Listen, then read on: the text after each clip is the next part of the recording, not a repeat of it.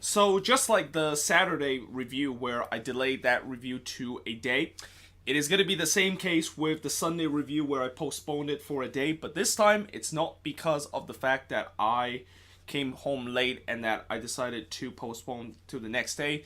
It's because after this game where I was about to start the review for Sunday's game, well, unfortunately, I had a very bad allergy attack, and I am allergic to pollen, and usually it's that time of the year again where if you are allergic to pollen, this is the worst time to basically suffer. This is usually where the allergy level is at an all-time high in terms of this time of the season. So hopefully, maybe I might have to go to the doctors and maybe they'll prescribe me some medicine so that I can prevent these kind of allergy attack. But yeah, I couldn't do the review yesterday because I was in no condition of basically doing this review. But having said that, let's actually get into the review today. And you notice everything is actually in green. I don't know you guys can see this very well. I mean, I can see it on the board, but I'm not sure you guys can see it very clearly in terms of all the words in the video. And the reason why I put everything in green is because yesterday was St. Patrick's Day, and to celebrate St. Patrick's Day, I decided to pretty much put everything in green. And today I was actually thinking about redoing the board and just put it back to a normal color since St. Patrick's Day is over, but I decided not to because that just takes way too long to do that, and it feels like a waste of effort yesterday if I would have just erased everything and I just restarted again. I mean, setting up these boards, it does not take like 10 minutes. It takes roughly about 20 to 30 minutes, and it's definitely very hard work. But either way, let's actually talk about the 5 games that happened yesterday on Sunday. And we start off with NYCFC versus LAFC that played to a 2-2 draw. And this was actually the only game that I actually didn't catch any footage whatsoever. And unfortunately, this was the most exciting game out of all the 4 games that happened all the 5 games that happened on this Sunday. Matrita scored his first goal from Maxi Morales. So for Matrita, that's his first ever goal in MLS. And if you're an NYCFC fan, you're definitely very happy to finally see Matrita gets on the board. But you're also hoping that this is a start of him scoring 10 plus goals this season, and just pretty much the amount that they bought has just completely paid off if he can put in a 10 plus goal kind of performance this season. But then Vela of course scores from Blessing, as that lead was very short lived. And I love how Vela decided to mock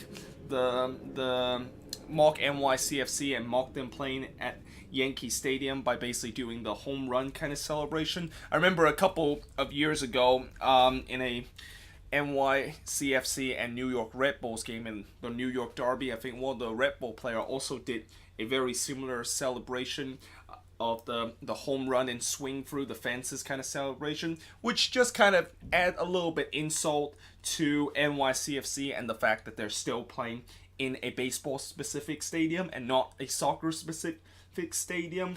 But in the second half, NYCFC was able to get their lead back. Alex Rain scores from Sweat and Castellanos, but again, LAFC able to find a way to equalize, and again, it's Carlos Vela, this time in the penalty spot, to basically tie the game up, and that is basically your final score for this game. Shots in this game, there was tons of shots in this one. LAFC had 18 shots on goal compared to 16 that NYCFC had, so both teams combined a total of 34 shots. NYCFC, of course, had 6 shots on goal compared to 4 that LAFC had. 4 shots off target compared to 7 that LAFC had. 6 shot that was blocked for NYCFC compared to 7 that LAFC had. And NYCFC does have more of the possession. They had 61% possession compared to 39 that LAFC had. So if you're LAFC, I think this is definitely a good resort for you, considering the fact that not many team is able to go to Yankee Stadium and get a resort. And it's not because of the fact that Yankee Stadium is kind of a fortress for NYCFC and that NYCFC don't usually drop a lot of points at home at Yankee Stadium, but it's also because of how weird the dimension is, and it just feels like kind of like a Sunday League kind of pitch, and also a kind of Sunday League kind of dimension style that usually a lot of team gets really throw off when they play at Yankee Stadium. And I have a feeling that maybe LAFC was gonna get thrown off by that, which I didn't see the game, but when I look at the highlights, they didn't look like they were that throw off in terms of the narrow kind of pitch dimension that they had to face in this game. But like I said, it's a good point for them. And for NYCFC, the good news is you have now gone 3 games unbeaten, but at the same time, you also gone 3 games without a win. And, I know I've been kind of pushing the agenda and saying that Domai Turin is kind of in the hot seat every single game. And I know NYCFC fan is going to point out to me that, they've been having a couple of tough games with LAFC and KC, DC United as the last opponent that they faced before this game, which I do agree, those are really tough opponent to face at home. But at the same time, it's getting to a point where, Domai Turin, his seat is going to get very hot if he started to drop points, not only at home, but also drop points against teams that they should beat. So an example of that is the opening weekend where they dropped points against Orlando City and were very lucky to not lose that game. If they have those kind of resort against teams that they should have beat, then you are expecting that Domai Turin could be in the chopping block by the middle of summer here. But next up, FC Cincinnati. They made history in this game. So not only this was the first ever home MLS game for FC Cincinnati, this was also the first ever win for FC Cincinnati in MLS. And in the 15th minute, Kendall Waston also made some history for FC Cincinnati, scoring the first ever goal for FC Cincinnati at home from Burton. And then in the second half, Alan Cruz. I mean, this goal was absolutely filthy with the way that he just pretty much just backheeled that one toward the net and scoring that one. I mean, usually when you see player backheel, they usually are making a pass to their teammate or maybe assisting their teammate who eventually would put the ball into the back of the net. But it is very rare that you see a player that decided that they're about 7 yards out and they have their backs toward goal that they would just decided to backheel it. I mean, usually that is a technique that is really hard to do. It looked easy on paper because he's so close toward goal, but it's so hard because one, the goalkeeper, he probably would get that backheel since it's not going to be hitting very hard. And then second of all, he had to put in an area where the goalkeeper would have no chance of actually getting it. And when I look at that back heel from Alan Cruz, not only Antonella completely caught off guard by that back heel, but even if he would have caught on guard and he would have realized that he would have back heeled that one, he wouldn't have saved it either way because that one was heading toward the corner and it was amazing. Like it was an amazing goal and a goal that I think definitely could win goal of the week or at least be nominated as the goal of the week this week because that was just absolutely filthy by Alan Cruz, who also scored his first ever goal in MLS in this game. And then to add the cherry on top for FC Cincinnati in this game, the playing scores from Maddox to make it 3-0. And for Portland, just like last week where they kind of capitulated in the second half, they did it again here in this one. And once again, once they capitulated, once they start giving up goals, they really lost their cool and kind of lost their disciplinary kind of issue because Mabiella, of course, getting sent off in the 70th minute. This is the second straight week that Portland has finished a game without 11 men in the game and had a man sent off. Last week it was Diego Chara. This time it was Mabiella, and just like last week where Chara got his second yellow, Mabiella also got his second yellow in this game. And in terms of the shots in this game, FC Cincinnati had 17 shots compared to 10 that Portland has. 7 shots on goal compared to 3 that the Timbers had. Both teams had 6 shots off target. FC Cincinnati had 4 shots that was blocked compared to 1 that Portland has. And in terms of possession-wise, it was pretty close. FC Cincinnati with 49% possession compared to 51% possession. I mean, for FC Cincinnati, this was really just a party that they really enjoy. It was a party atmosphere at Nippert Stadium from minute 0 all the way to minute 90. And I think this game just kind of showed that, yeah, FC Cincinnati, they shouldn't be taken as a joke anymore. I mean, after the first week where they got absolutely destroyed, now all of a sudden they got a draw against the defending champ, and then now they're at home and got their first ever win in MLS. And I know some will say that, well, you know, Portland, they weren't coming into this game in the best form, and that Atlanta in the last game, another team that isn't really in the best form. But at the end of the day, if you would have told a Cincinnati fan that after these 3 brutal games to start the season and they can get out of this stretch with 4 points out of the possible 9, they would take it absolutely any day of the week. And the fact that they're able to get points against 2 of the finalists in last year's MLS Cup, it is just absolutely kind of amazing.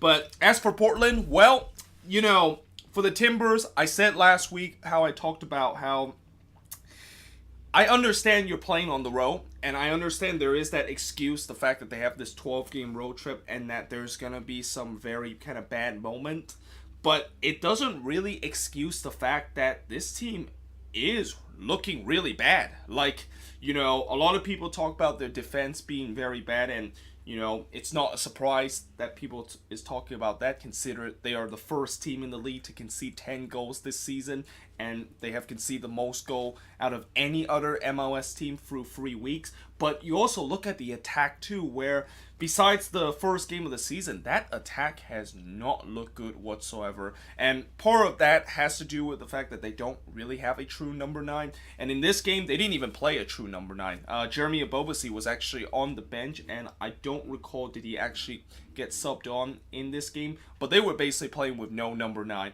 whatsoever. So, yeah, that is something that Portland desperately need to figure it out. And I'm guessing in the summer when they do get a DP kind of signing, then I'm hoping that this team might be a little bit better. Because, like I said in the beginning of the season, I know Portland has this 12-game road trip and it's going to be very rough and that eventually they're going to bounce back. But it also doesn't excuse the fact that they are definitely looking worse than I thought they would be heading into the beginning part of this 12-game road trip.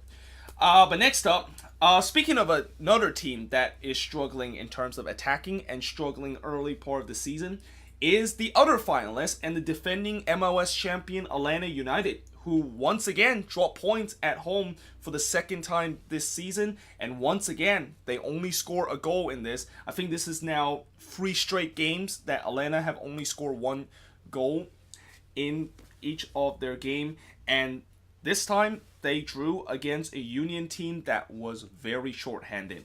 A Union team that did not have Marco Fabian or Sergio Santos. Fabian, of course, got suspended after he got a red card last week, and then Santos, of course, with a thigh injury that's going to keep him out for 4 weeks. And yet, Atlanta couldn't take advantage of that, and in the first half, there was no score in the game, and I think at the end of the first half, I actually heard the Atlanta announcer saying that Atlanta did not have a shot on goal in the first half. I mean, that is something, if you would have told me at any time this season or any time last season that Atlanta would not have a shot on goal in one of their game, I would just tell you that you're crazy. I mean, the amount of attacking talent that this team has, there is no way in the world they cannot provide even 1 shot on goal. And they didn't even get their first shot until the 36 minutes. That just shows you how disjointed that this attack is, and that this attack, the passing was just so sloppy. It was like, when I watch Atlanta play in this game, it really reminds me of the Quakes. Like, the Quakes we know that they are a team that is known for bad passing, but at least one thing I know about the Quakes, they don't really have a lot of attacking talent. With Atlanta, there's no excuse whatsoever. The fact that they can't string some good passes, even though they have some of the best attacking talent in this league, in Joseph Martinez, Pity Martinez, and even Tito Villalba. How in the world is this team not able to work with all that kind of attacking piece and not just do what they did last season is just kind of beyond baffling for me. And in the second half, things gets worse for Atlanta because in the 47th minute, Aronson scored his first ever goal in MLS, and he actually made his debut in this game in for the suspended Marco Fabian, and he of course scored from Wagner's, and it's 1-0 Philly. And that completely stunned the 40,000 that was inside Mercedes-Benz Stadium. And I guess whatever Frank de Boer said at halftime clearly did not work. Now, the good news is Atlanta eventually did get an equalizer from Ezekiel Barco, from Gresso and Lorenovitz. And at least this is probably the only thing that Frank de Boer actually got right in this game, which is he brought in Barco in a couple of minutes ago, hoping that he can make an impact, and he did exactly that. But other than that, this is another very frustrating game if you're an Atlanta fans, and I know a lot of Atlanta fans are kind of panicking right now. I still think that it's a little bit too early in terms of really hitting into the panic stage for Atlanta, but when you look at these resort and when you look at how their resort and their run of game has been, it has definitely not looked good and definitely provides a lot of concern. And as I said before, the attack, it just looks so disjointed. And I don't know if it's because the players are kind of like, they really miss Almiron in terms of the guy that can provide them the passing and basically be the leader in terms of that attack. Or it's the fact that Frank de Boer, his tactics just does not work whatsoever. And I'm guessing a lot of people have talked about how Frank de Boer, his tactics is not working, and that whatever he's trying to implement with this team and his system doesn't really quite work. And when I see these first couple of games with Atlanta, yes, it's clear that his system is not work. But I'm still willing to maybe wait another game or two before I think Frank de Boer might as well just scrap whatever he wants to put into to scrap whatever he wants to implement the system to this team and just go with what Tata Martino did last season. In terms of the shots in this game, Atlanta had 12 shots compared to 11 that Philly has, but they only had 2 shots on goal compared to 3 that Philly has. 8 shots off target compared to 6 that Philly has. Both teams had 2 shots that was blocked, and Atlanta getting majority of the possession, 71% possession compared to 29% possession that the Union has. So again, the Atlanta got a lot of possession in this game, but it just doesn't feel like at any point in this game they were threatened with those possession, and it just feels very kind of flat again, like it has been for the last couple of games. And as for the Union, I'm guessing in some way it's disappointed the fact that you couldn't hold the lead, but if I would have told any Union fan that you can get a point out of Atlanta, despite the fact that they do not have Fabian and Santos, yeah, any Union fan would say that we'll definitely take that resort, and I'm pretty sure they'll take this resort, and maybe this will be a resort that kind of encourage them to start getting wins and start picking points in the future games. But for Atlanta, yeah, things are definitely not looking good for them. And if they don't turn this around very quickly, yeah, Frank de Boer is in deep trouble. And you can even hear it. The fans, they are already started to turning this team. And I think last game, they actually booed the players. And I think I kind of mentioned how they kind of like booed the player, which I really didn't not like of what Atlanta fans did that, because it's only been 2 games. Like, why in the world are you booing your player after 2 games and after they literally just won MLS Cup? But now I kind of had a feeling that, yeah, the fans are getting very frustrated, and I guess maybe booing is like the only way to kind of show their frustration toward the team. Next up, TFC. They got a 3-2 win against New England, and just like the NYCFC versus LAFC game, this was a very entertaining game. But at the same time, there was also some controversy in this game, and I'm guessing there are some people that don't understand that there was a important rule change in 2016 in terms of what is actually offside or not. But first of all, New England got a goal 9 minutes into this game, and it's Carlos Hill with the penalty to give New England a dream start. But unfortunately, that lead would be short-lived because 5 minutes later, Akinola scores from Chapman to make it 1-1 for TFC. And then that is when the controversy basically starts. In the 45th minute, Hamilton scores from Chapman and Akinola to make it 2-1 TFC, but the New England player basically were asking the ref to go to VAR because it looked like Chapman was in an offside position. And when you look at VAR, it's clear that Chapman was in an offside position. But here's where I'm gonna give my explanation of why I don't think Chapman is in an offside position, even though it looked on the replay that he was clearly beyond the last defense.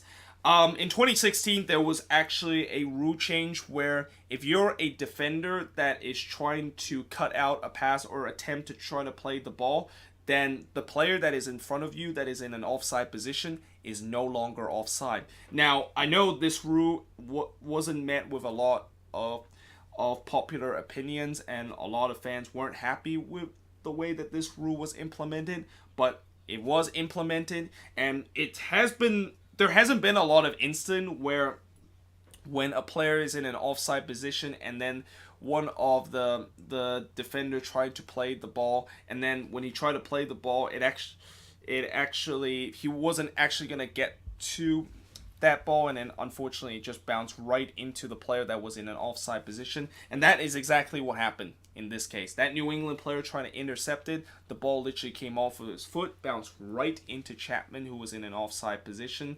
So yeah, when that is happened, that basically is what the rule change is all about. Because if you're a defender, that trying to play the ball, even though the player in front of you is in an offside position, that means that that player is no longer in an offside position because you just play the ball. So I hope that kind of clarified for New England fans and also people that kind of still thinks that this is a offside, even though I do agree with VAR, and I like the fact that they remember that this rule change back in 2016 where, when a defender tried to play the ball, the player that is in front of him that is in offside position is no longer offside. But for New England, they did get an equalizer in the second half, and New England definitely show some resilience in this game. And again, it's Carlos Hill with the goal to make it 2-2 in this game, and it looked like for sure that we were gonna head for a 2-2 draw in this game. But then comes Josie Altidore, who made his first MLS appearance this year after coming back from I believe it was a knee injuries that he was suffering. He's making his first appearance for this team this season, and really this year too, because he didn't play in any of the CCL game. And then literally about a couple of minutes after he come on, he scored. He scored from Morrow and Bradley to make it 3-2, and that is your final score of this game. Shots in this game, TFC had 13 shots compared to 7 that New England has. 3 shots on goal compared to 4 that New England has. 7 shots off target compared to 2 that New England has. 3 shots that was blocked compared to 1 that New England has. And TFC had 58% possession compared to 34 or 42% possession that New England has. And for TFC, this is exactly why that they decided to keep Josie Altidore. I mean, Josie Altidore, he is definitely getting on kind of the wrong side of 30, and eventually he is going to decline. And people at first was questioning why in the world did they decided to extend him when, they're kind of are going through a transitional phase. Well, I think one reason why they want to extend his contract is because he can still pull off some magical moment like in this game where he can just literally come off the bench and basically make an instant impact. And even though, like I said, he is in the wrong side of 30, he can still, as long as if he can still do this kind kind of thing, then I think TFC fan will definitely take it. Now, I'm not saying that every game from now on, Altidore is going to be a super sub, but he is a guy that if he can do this every single game, even though he's on the wrong side of 30, then yeah, that extension that they gave Josie Altidore at the beginning of the year is definitely worth it. And for New England, it's a very frustrating resort because they looked like they were going to walk out of BMO Field with a point. And like I said, they show a lot of resilience in this game. They could have easily kind of capitulated after conceding the goal before halftime, but they did a good job fighting back and getting the equalizer. But unfortunately, they just could not quite hold on to get at least a point in this game. But next up, and also the final game of this Sunday and the final game of this match week is Colorado and Sporting KC, which ended in a 1-1 draw, and this was a very strange game. In the first half, there was no score. Second half, this is where things got really strange, and I don't remember the last time Tim Melia actually made a goalkeeping howler and made a huge goalkeeping mistake, but in this game, that's what he did. It was a simple back pass to Tim Melia, and usually when you see a defender make a simple back pass to the goalkeeper 99.9% of the time will basically able to get that back pass and just clear the ball away, and especially the fact that this is Tim Melia in goal, and I talked about how he is considered one of the most underrated MLS goalkeeper in the world, and there's just no way he can just make that kind of silly mistake. Apparently that wasn't the case, and apparently I'm guessing it was full moon in Colorado in this game, because that simple back pass toward him, he basically made an absolute horror first touch, and then Diego Rubio, who the former Sporting KC man, basically just said, "Thank you very much, I'm just going to tap this one in." And the worst thing about this is that, well, besides the goalkeeping howler by Tim Melia, Rubio actually celebrates against his former team. And, there are certainly an unwritten rule in soccer where when you're playing against your former team and you score against them, you don't celebrate against your former teammate. And I guess I'll let Sporting KC or even Colorado fans know in the comments below, what do you think of Diego Rubio actually decide to celebrate against his former team? Do you think it's actually the right thing to do, or do you think it's an absolute dick move to do? And I have a feeling that maybe when this game goes to Children Mercy Park, something tells me Rubio is not going to get a good reception and that he is going to get booed off because of the fact that he celebrates against his former team. But at that point, it was 1-0 Colorado, and it looked like this game was going to end 1-0 Colorado because Sporting KC, you can tell that they were absolutely fatigued. And I think they're fatigued not just because of the fact that they're playing in altitude. Whenever you play at Dick's Sporting's Good Parts, it's always very tough because of the altitude, and you usually get wear down even sooner than you usually do when you're playing not at elevation. But it's also because of the fact that Sporting KC had that very tough and grinding kind of resort against Independiente in the middle of the week, and it definitely showed that they were absolutely fatigued in the second half. But right as we get into stoppage time in the second half, Bloomberg actually got himself sent off, not because of a foul that was called. There was actually a foul that was called before his sending off, but his sending off was basically because he kicked the ball away. And he was already on a yellow card before he kicked the ball away. And I cannot believe the fact that the Colorado announcer actually, they were not happy with the fact that he got sent off, and the fact that they feel like when he kicked the ball away, it feels a little bit too soft and just a little bit harsh. I mean, come on, are you kidding me? Anytime when a player kicked the ball away, especially when your team is up 1-0 late in the game, referee are always going to produce a yellow card. I mean, that is a definition of time wasting, and Bloomberg, he should have definitely known better. And the worst thing about this is that Bloomberg, he literally just came on, I think, a couple of minutes ago, he got a yellow card immediately after he came on with a bad foul. And then just 10 minutes later, he got a second yellow for kicking the ball away. And when you, of course, are on a yellow card, you cannot decide to lose your cool like that. And I'm pretty sure at the end of the game, Anthony Hudson is definitely get that message toward him that you cannot just lose your cool like that. I mean, it's absolutely embarrassing, the fact that you got subbed on, and first of all, you made a bad foul that led to a yellow card, and then you didn't realize that you were on a yellow card and you decided to make a stupid play like that.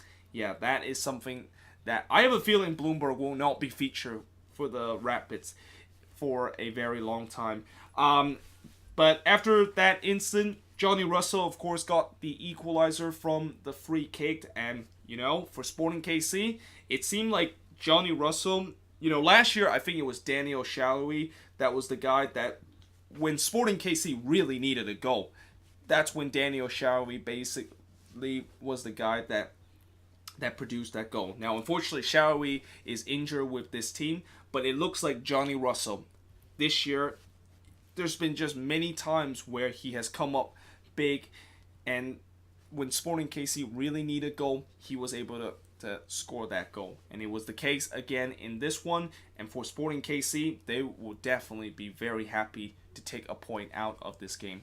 Shots in this game, Colorado had 13 shots compared to 9 that Sporting KC had. 2 shots on goal compared to 3 that Sporting KC had. 7 shots off target compared to 6 that Sporting KC has. 4 shots that was blocked compared to 0 that Sporting KC had. And Sporting KC had 61% possession compared to 39 that Colorado has. And, for Colorado, this is definitely a very disappointing result. I mean, they did get a point against one of the best teams in the Western Conference, but it was against a team that, they might be the best team in the Western Conference, but it was a very tired Sporting KC team, and they should have held on in this game. And in many ways, if they won this game, then Sporting KC basically give them the 3 points in this one. Not only because of the goalkeeping howler, but it's just simply they were just absolutely fatigued and just tired out by the second half. But either way, that is pretty much it for the review for the Sunday game. Let me know in the comments below, what do you think of these games? Remember, next week it's the international break, but that doesn't mean that there is no club soccer like it is for the rest of the world, because MLS is one of those leagues that still have club soccer during international break. I know it sounds very stupid, but at least there's more MLS game for me to preview and review, and at least I don't have to go a week without seeing any MLS action and just seeing boring international friendlies during the international break. But either way, I hope you guys enjoyed this video. If you do, make sure you guys leave a like, smash that subscribe button, and yeah, I of course will see you guys next time.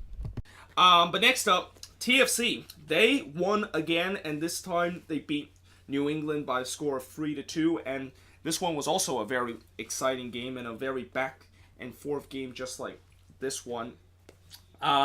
New England did get on the board early in this game thanks to a penalty that was converted by Carlos Keo. And then 5 minutes later, Akinola scored his first goal in MLS from Jay Chapman to tie the game up. And then Jordan Hamilton scored from Chapman and Akinola right before the halftime whistle. Now, this goal was a bit controversial because when you look at what happened during the development of the attack, it looked like I believe Chapman was way offside. But what I think New England fans kind of need to understand is that there is this new rule that was implemented in MLS back in 2016 where even if a player is in an offside position, and if the ball is able to, if the defender made any attempt to try to intercept that ball, which you can clearly see in this case, the Reds player actually decided to try to intercept that ball and even got a touch off the ball that of course ended up into Jordan Hamilton, who was, or not Jordan Hamilton, but to Chapman, that was way offside. But even if a defender intervened the ball and the player that ball was intended to was in an offside position, that of course is not offside. It used to be where even in that case, the players that is in an offside position, despite the fact that the defender deflect the ball, is still deemed offside. But now they kind of changed that rule, and I'm guessing they changed that rule because the defender did try to attempt to maybe intercept that ball, and unfortunately he wasn't able to kind of cleanly intercepting that ball, and then it just goes behind to the player that was in an offside position, and there you have it. That, of course, is what happened in this play. And I know this usually does not happen, and I know this will frustrate a lot of New England